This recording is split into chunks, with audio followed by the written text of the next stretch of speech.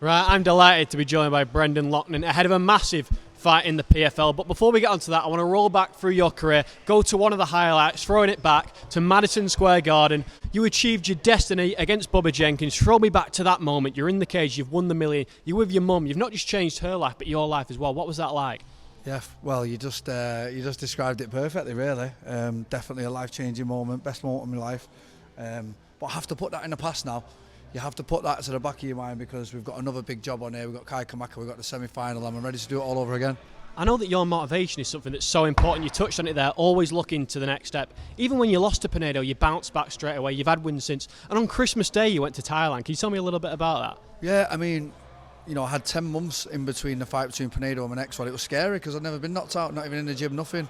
And I've done a lot in my career, but that's one thing I'd not experienced. So I had to go away, you know, gather my emotions, gather my thoughts, get it all together, and here we are again on a mad run. It's incredible, right? And just going back to that Christmas period, because it must have been so crazy for you. I was in the audience at Tales from the Octagon, and you popped up with Michael Bisping, Tom Aspinall. I think you were wearing a Father Christmas suit, if I remember rightly. Yeah, Michael Bisping, obviously an inspiration to me, has just messaged me and said, I'm doing this Tales to the Octagon thing. And I'm like, well, what is it? I explained it.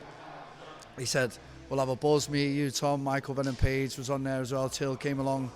It's a celebration of British mixed martial arts, and we toured around a bit of it. It was really fun, and like I say, anything to do with Bisping, I'm in because he's an inspiration to me.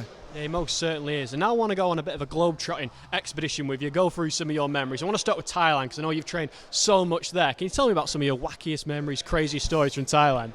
Wackiest Thailand stories. I mean, I've been going there since 2012. It's like my second home. Love the place. Got such a, like, I actually seen someone's story this morning in Thailand and it made me jealous. I love the place, honestly, and I'll be going back for the next camp. In terms of stories, I can't think of any at the top of my head, but it's definitely a place I'll be going for the rest of my life. I feel like my soul's in Thailand.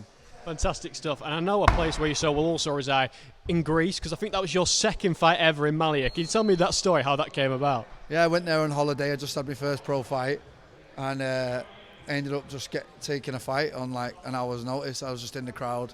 Someone had pulled out, and I thought, why not? No gum shield, no box, nothing. Got stuck in a pair of pink beach shorts, and had a great fight with a local champion and beat him.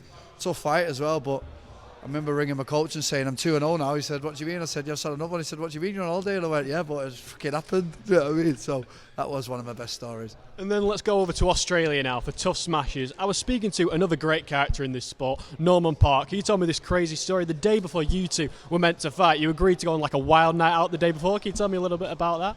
Yeah, well, Norman's let the cat out of the bag. We all just thought, you know what, we're in the semi-finals. If we all get pissed, then at least we're all in it together. We'll all have an hangover.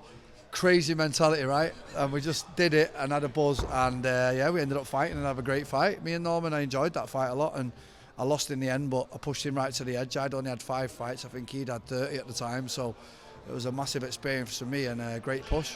And last one I want to go to is Las Vegas. You had a victory over Marlon Moraes, an incredible name to get in your resume. Can you tell me about the whole Vegas experience, fighting Moraes? And I believe in your hotel room, did you have a bowling alley in there? Yeah, I fought Marlon Moraes, one of the bigger names that I fought. I was glad I finally got a bit of name value because I've been fighting killers in the PFL with that not a lot of people know who they are. Then when Marlon signed, I was like, I want to fight Marlon. Managed to get the finish, and then I like to party after a fight. I go all hell bent. We had limousines, we had Diplo, we had bowling alleys, saunas. We had it all going on 2 days straight. It was brilliant.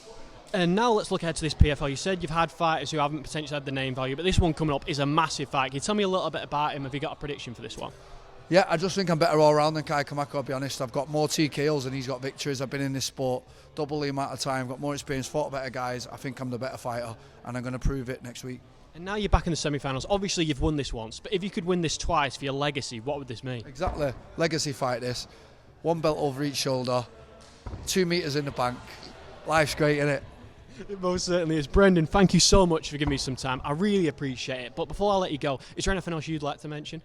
Yeah, just thank you to everyone that's supporting, everyone back in Manchester that's following my journey. It ain't over yet, so stay in touch.